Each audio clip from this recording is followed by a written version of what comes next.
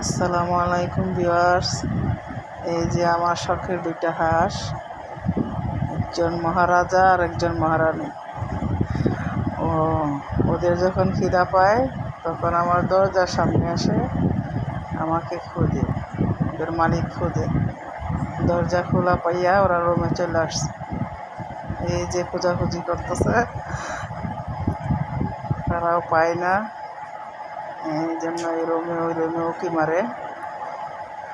আর দেখেন আমার মেয়েটা ওকে অনেক ভয় পায়, এই জন্য তারা করতেছে।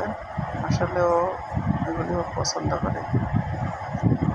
এই যে ঘোরাঘুরি করতেছে, এখন তারা মালিক না পায়া বিদায় নিবে।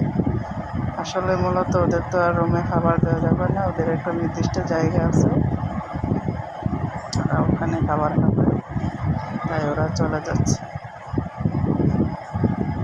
এই যে তারা, এই যে